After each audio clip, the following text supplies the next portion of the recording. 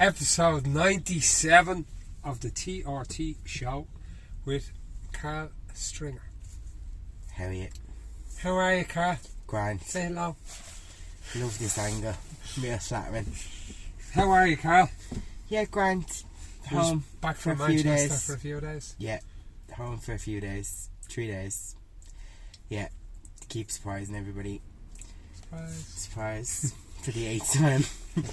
Kira keeps saying, you don't live in Manchester, or you don't live in Australia, you live in Manchester. You can't really surprise people, but I do. So, you grew up at Coolock. Yeah, Coolock. Clonchock, actually.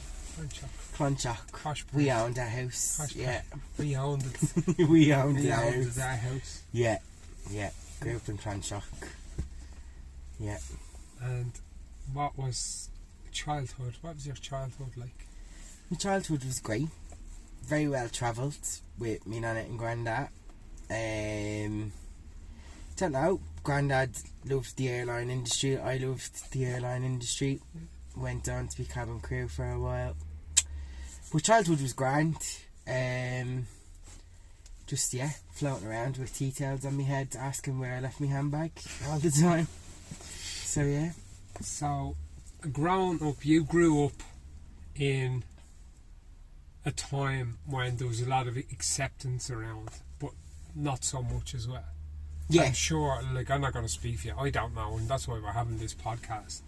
When you were probably, what age did you come out as gay as? What age? I think I was 14 or 13 or 14. Right. I think I told Kira first. Kira said she wouldn't tell anybody, and then told everyone. I remember when I used to, this will sound mad to all these people, when I used to ring free phone, because this was like pre-mobile phones, and I'd be like, is that your little sister? That was me. Is that your little sister on the phone? Yeah, no! That was me. Yeah. I still answer the phone and people call me the girl who I work with, Martha. She's like, oh, hey Martha. I'm like, it's Carl. Or like, if I'm on the phone, nobody can understand me in Manchester, so my accent, everybody's always like, Carol, is it? I'm like, no, C-A-R-L. So yeah, but yeah, I was very feminine as a child, and I think it was very obvious that I was gay. The silver sparkly wig you used to run around with was a kind of giveaway. Yeah, I think so. And then I think like all my friends and all my family were very acceptant. Like nobody was. I think like growing up, like I was in an all boys school, so that was kind of hard. I was in St David's in Artane, but everybody knew I was gay. Like I didn't have to tell anybody that I was gay. I didn't have to tell anyone. Yeah. So everybody just knew. And then like when I said it to Kira, then Kira was like, oh, we knew or something. And I was devastated. Oh really? Yeah. Because that was a big surprise. Like. Yeah. I wanted everybody to like crack. I almost kind of wanted me and Granddad to kick me out. Like I kind of wanted like I have to that go to story. London. Yeah, pack me bags like. But no, everybody was very accepting and sound like I remember Yvonne told me Joanne pushing Samba soccer like to be picked up off the ground. Yeah. And I used to just, my favourite part of Samba soccer was the shreddies. At the end, they used to give a little box of shreddies. And that was my favourite part. So. And you found, so in school, in an all boys school, I remember I was saying to you earlier on about when I was growing up, that how, say, the weakest of the group was referred to or whatever. How did you find that in a secondary school with all boys? Yeah, I think I was well able for it. I think like I was in a school of 500 boys, came out when I was like 13, 14, so second year, and everybody knew, and like even the teachers I think were a bit cautious. Like they would say, like I think one of the teachers said something once like, oh, you can't go on like that because all your mates will be thinking you're a faggot or something. Right.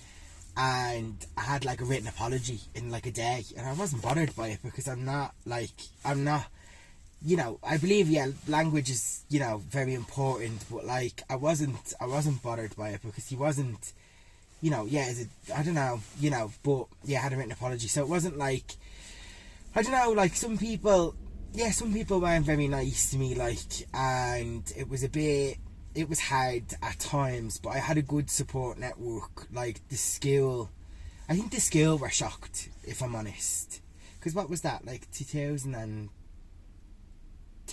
or no, I don't know what year it was. No, it was 2000 and anyway, No, I it was can't earlier remember. than that. It was earlier than 2010. Yeah. I can't remember that, but yeah, it was hard at the best of times, but I got through it. Like, you know, I was like, I was doing like, I don't know, like singing in drag, like on like in the Christmas play, like, and all the uncles be like, oh yeah, you're little, like that, brilliant, and but yeah, now best times it was hard. Like there was a bit of bullying, but it was quickly resolved. Like I had like a good support network, you know. I just felt sorry for people who, because I mean 500, 600 boys, I was down not to be the only gay person, so I felt sorry for anybody who wasn't like that or didn't have that good supportive support network. But yeah. And I told you about what it was like. My experience of, I knew where I grew up, there was one gay person, right, and he had to go to London. Yeah. And I always remember, like, he still lives with his mum now. He moved back there a few years ago, but I remember him. He was always had a tan. Yeah. He actually wore a bit of fake tan. Yeah. Always like dressed up, stuff like that. But like, I remember he was the ire of everyone in the village. What's Like, that mean? like everyone would have looked at him kind of different than if he was away. Like, yeah. I felt sorry for the. When Yeah, I look totally. back now, I feel really sorry. He suffers with a lot of mental illness now at the moment, but I feel very sorry for him. Like, the people, it wasn't accepted back then. Yeah. Like, it wasn't. Yeah. And he wasn't the only gay in the village I grew up in. You know what I mean? I think. But I remember everyone. He had to go to London. Yeah. You know, I'm sure to try and find other people. Yeah, to Like express themselves themselves. or Yeah. whatever. You know what I mean? But it is a lot different now, I think, than it was. No, 100%. 100%. And I was the same. I kind of, like, when I was younger, I couldn't go anywhere without somebody calling me up on it. Like, I couldn't walk down the street without somebody saying something like, oh, like, you know, like, oh, hey, Carl. And I'd be like, sound. Like, you know, I'm like, hey, like, you know. Or like, yeah, I'm not talking to him, like, in case he comes on to me. I hate to break it to you, like, but just because I'm gay doesn't mean I'm into you. Like, you know. But do you not think young boys and adolescents as well, and speaking from prior memory, or young boys or adolescents look in the mirror and go, fucking ripped, I'm fucking, and they've this 100%. air of confidence about them, whereas a young one looks in the mirror and goes, oh, scared, look at me, yeah. So do you not think that comes from like adolescence and immaturity in boys as well? Do you know what I mean? Completely, like, but I think, like, I was well able, like, I could, like, you know, I was well able. Yeah, like, I had a response for them, like, straight away. Yeah. So, like, I always remember you growing up from a young age, like, you were quick-witted. Yeah, like, you'd cut the legs yeah, off I would, like, so, slag. yeah, they'd say something to me and I'd be like, they'd be almost then, but it took a while for them to realise, oh, fuck, like, you know, and then it also, like, worked on, like, you know, because I hung around with, like, the prettiest girls in Coolock, like, so they were also on the flip side of it, you'd be like, get me in there with work, will you? I'd be like, no, you're in bits, like, but yeah.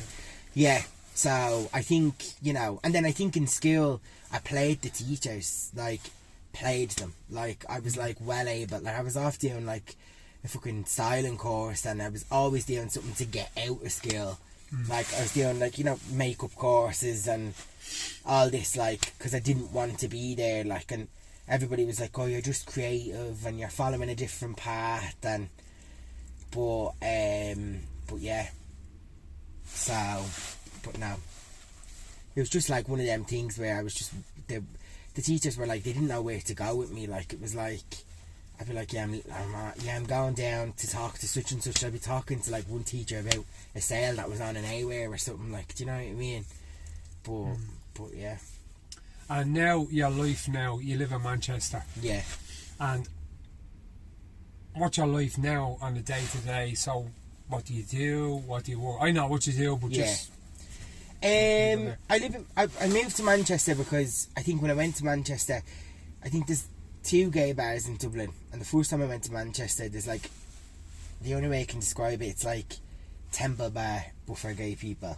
So it's like huge, like, that's and the it was village. the gay village, and it was the first time when I went somewhere and I was like, fucking hell, like, you can, like, it's mad, like the level of acceptance that you feel, and not that you don't feel that in Dublin, but like, it's just like everybody there is the same, and it's like, I can't describe it to you. It's like this like feeling of just like, I can go next door and no one's gonna hassle you or nobody's gonna say anything to you. Do you know what I mean?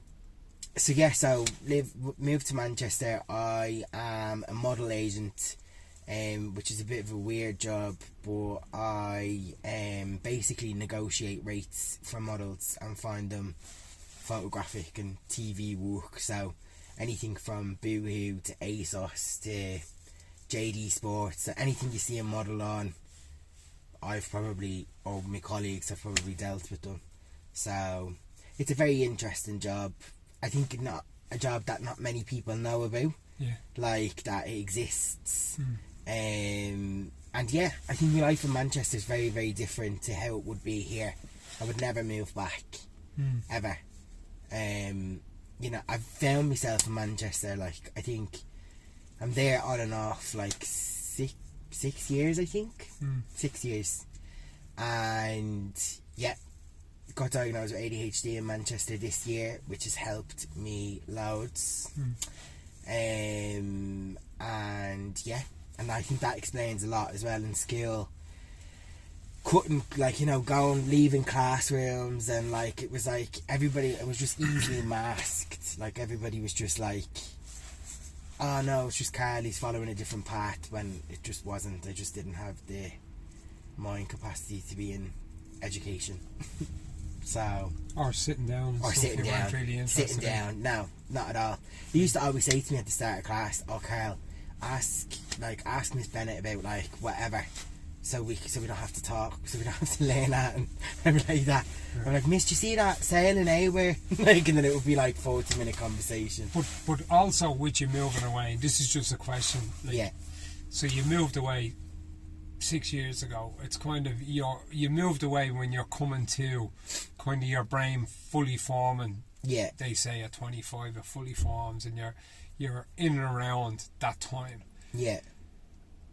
Do you not think by going to a different place like that and landing there that you kind of have more acceptance of yourself, rather than if you're in Ireland, you're kind of, it's a self-acceptance rather than a community acceptance? Yeah, probably. Do you find when you go there, you landed there, so nobody knows you from Adam? No. So you just feel a bit more accepted. Like, I know people, like when I went abroad, that it's like nobody knows me here, and I just feel more comfortable there. Yeah, that's Do true. you know what I'm saying? That is true.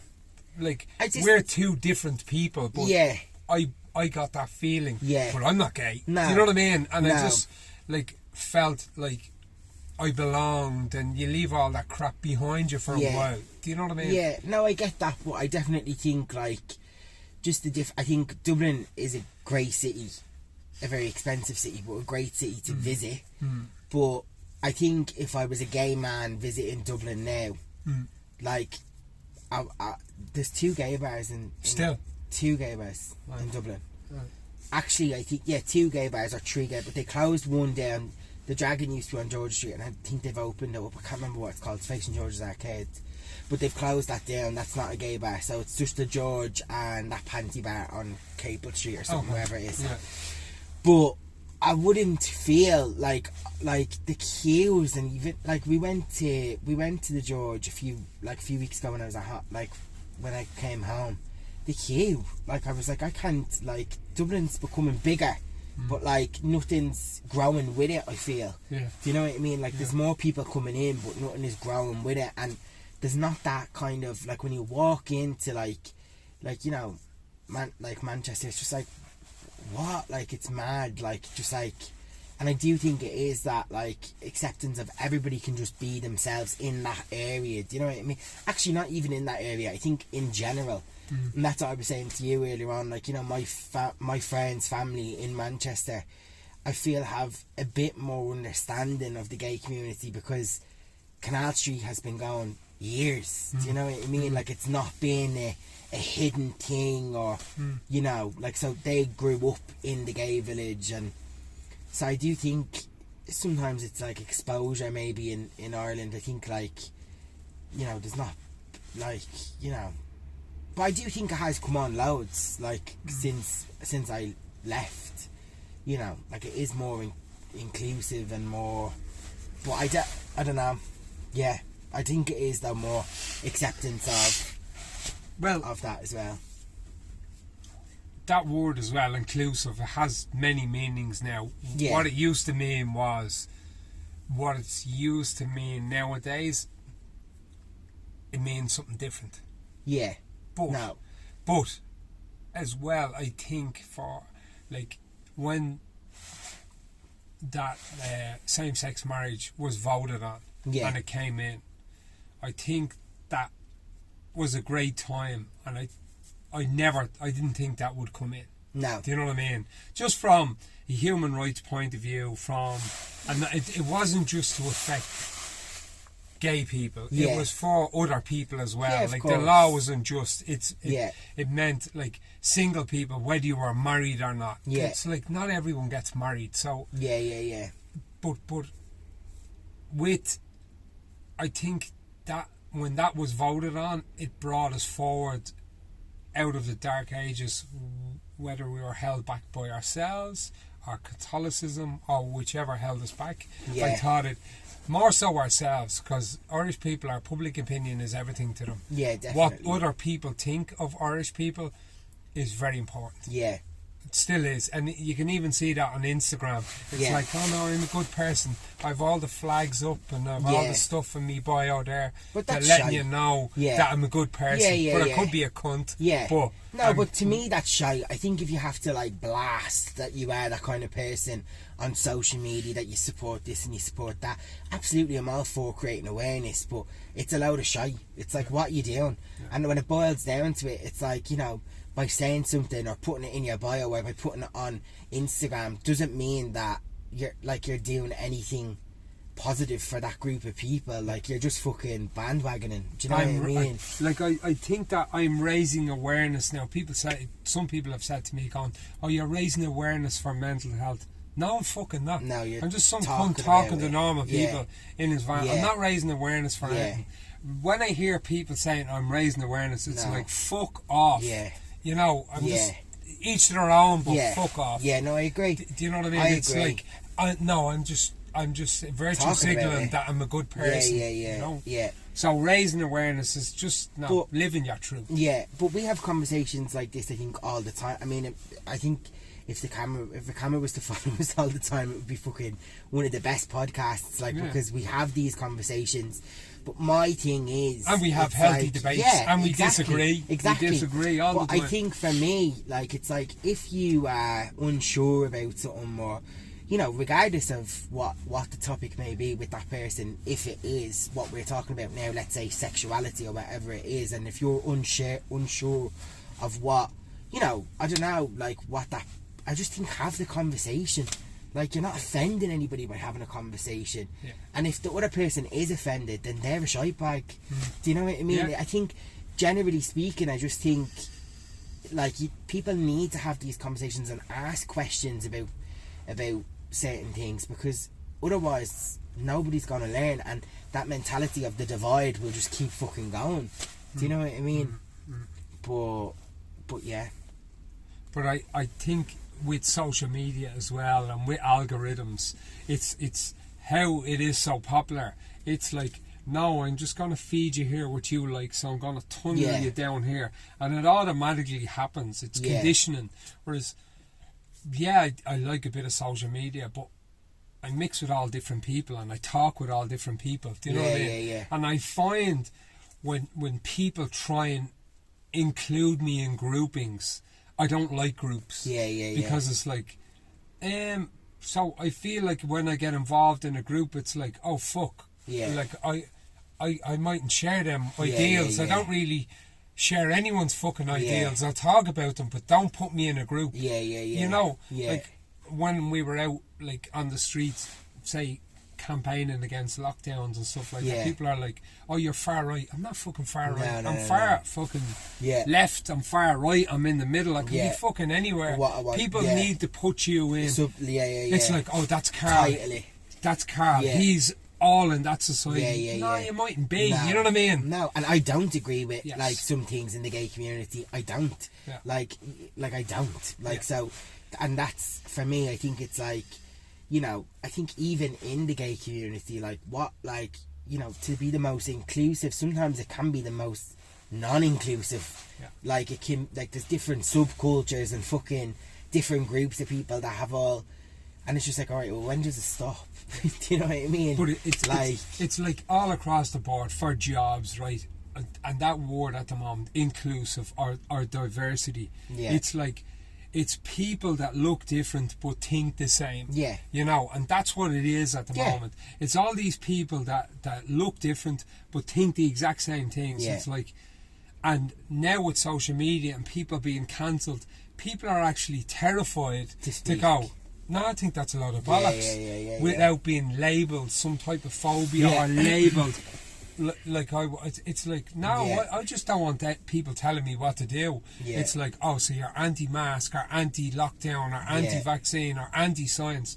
No, I just don't want to be fucking locked down. And do you know what I mean? On particular areas, but there's certain people like me who are few and far between that'll go, no, I'll go all the way with this, man. I don't give a fuck what you think of me. I'll go all the way with this.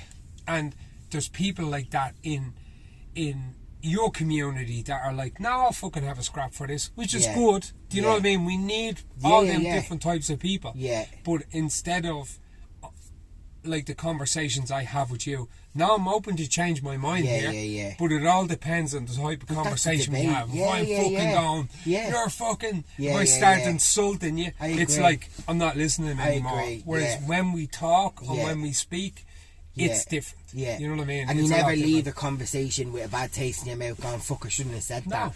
Because that's what conversation should be. I think especially, like, you know, everybody is entitled to their opinion, and I think when things get messy is when people are trying to force that opinion on somebody else. It's like, well, now, like, I can be, you know, I can have my opinion, you can have your opinion, but I want you to see where I'm coming from, and I'll see where you're coming from, and we'll just agree to disagree. Like, you know, we don't have to resolve anything in the conversation. No. We just have to, you know, have the conversation. So at some points you might go, you know what, I never looked at it like that.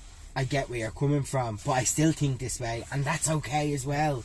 Do you know what I mean? And then if we look at our history and look at world history, like them dangerous ideologies that killed millions of people, i.e. socialism or Nazi or whichever, it's like, no, you have to think like this. And it's like, them people don't think like this, so we need to exterminate them, or we need to get rid of them. It's not a good route to go down. You know, we need to be open. We need to listen to everyone's opinion. We mightn't agree with it, you mightn't agree with me, but like, we can't be all forced down. And there's certain parts of communities at the moment are, no, we want we want censorship on speech. We want X, Y and Z because we don't feel safe, or we don't feel included, or whatever. They manipulate words and straw man debate to get across a particular point, and at the end of the day it just takes away people's rights, which is not a good thing, right? No. You know what I mean? It's not a good thing. No matter what you say, I will defend your freedom to say it, even if I don't disagree with it. It's like when you start using words, if I'm saying something and you go, that's dangerous, you shouldn't be allowed to say that, that's dangerous.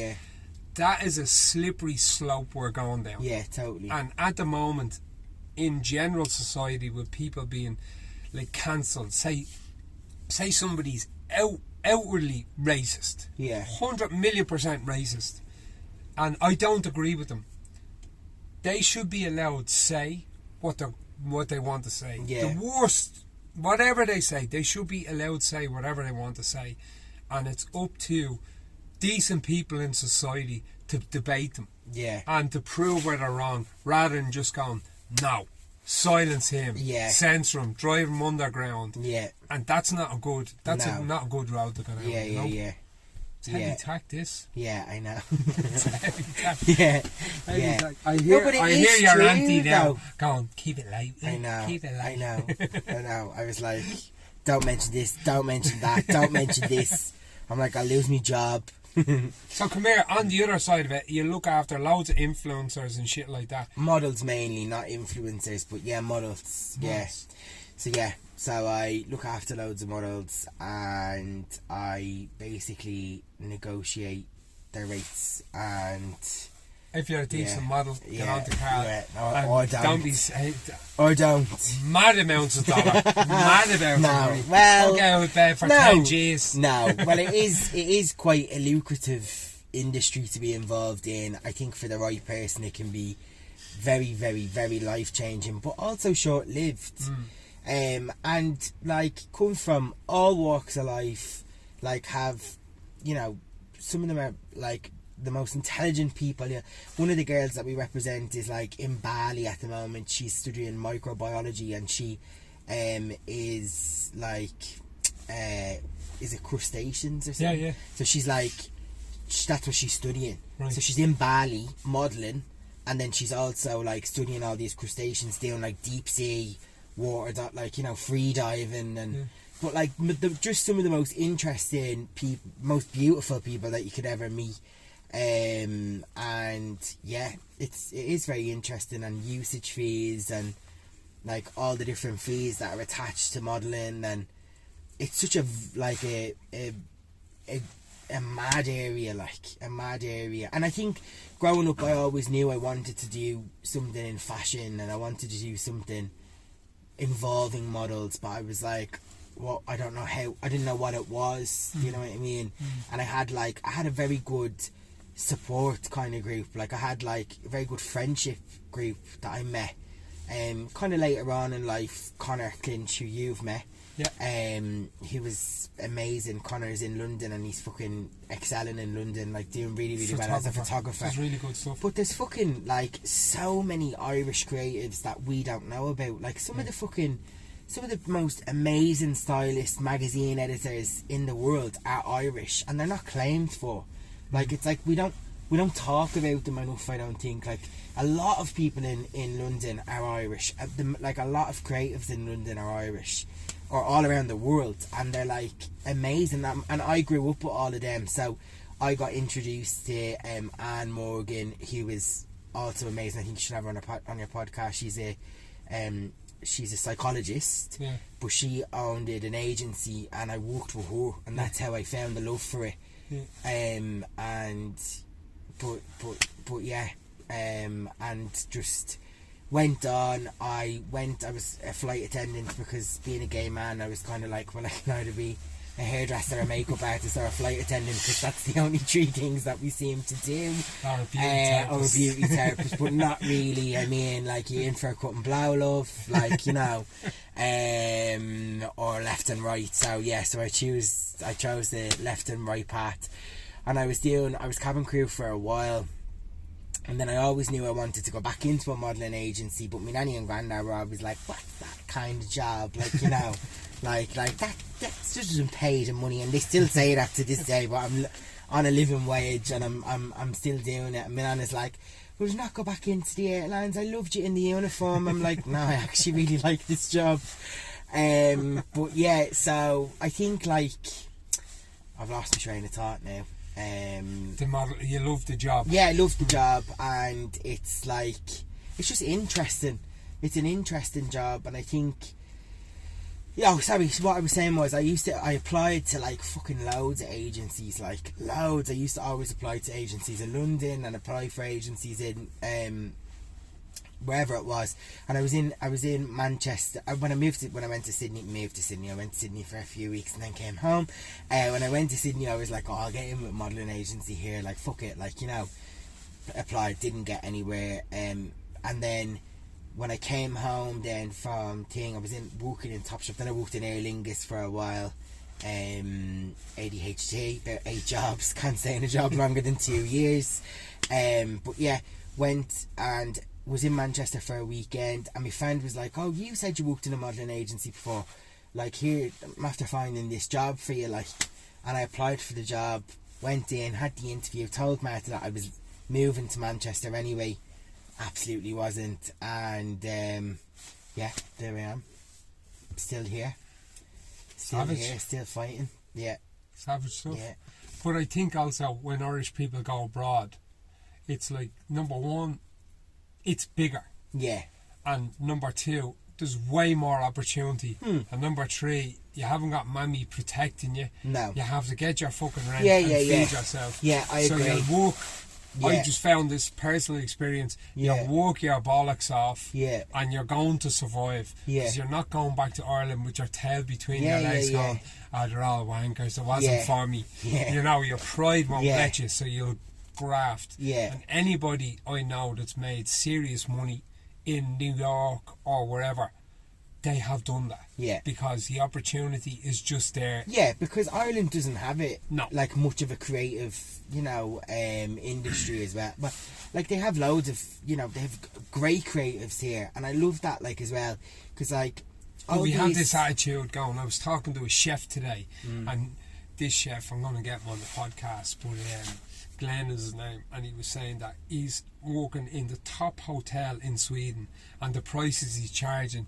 Whereas when he comes home to Ireland and he's looking for a really good restaurant, it's like people going, robbing bastards. Yeah. I wouldn't pay Yeah. that. Robbing Yeah. bastards. Yeah. You know, Yeah. we just won't. Yeah. We want it, No, I but was on the- the cheap. Yeah.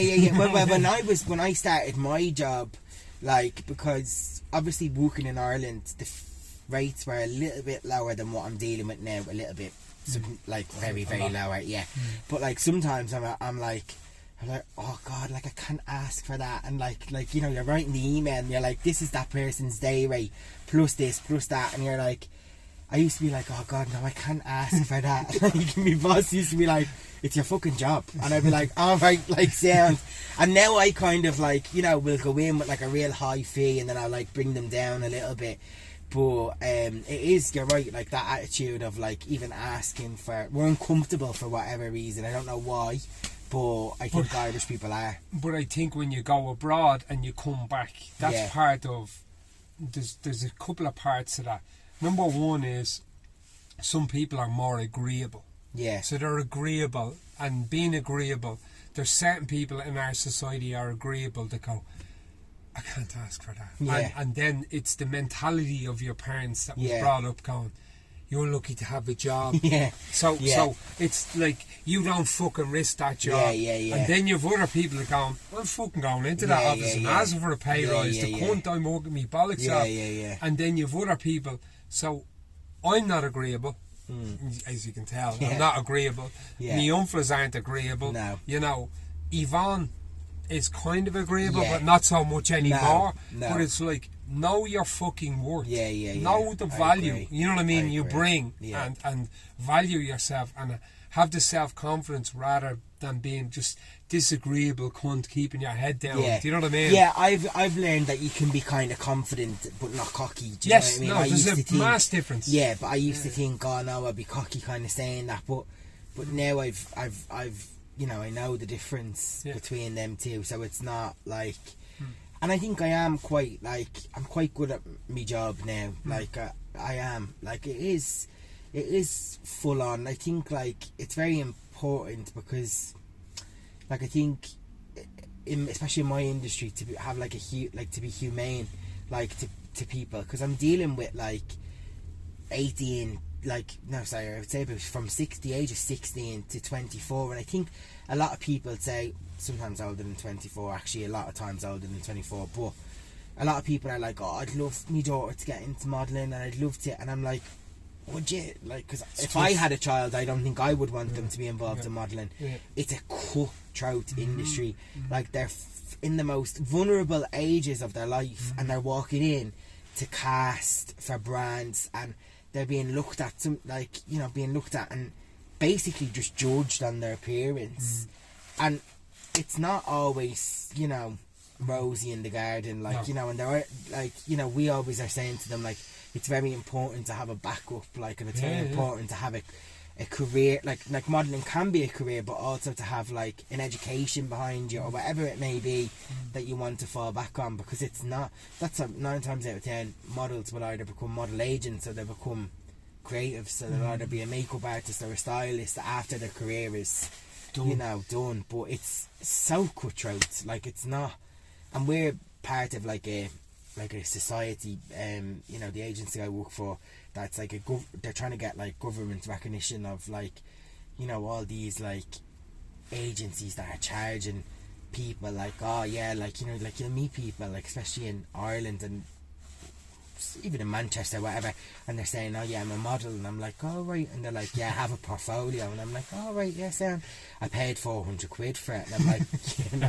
you're not, I'm not slagging them off, but like, you're not a model, like, you've been ripped off. Yeah, like, jocks in the bathroom, it's not modelling portfolio, love. But like, get them all. Like, you've been ripped off. Do you know what I mean? Some fella that is, some fella like in his bleeding apartment who's charging you 400 quid to take a few photos of you, like, I'm a model on Instagram. Well, I mean, fucking Instagram is heavy money as well, but social media in general, I think, is heavy money now. But yeah. Carlo, we're going to wrap that up. Sound. Enjoyed that. Sound. Press the button there.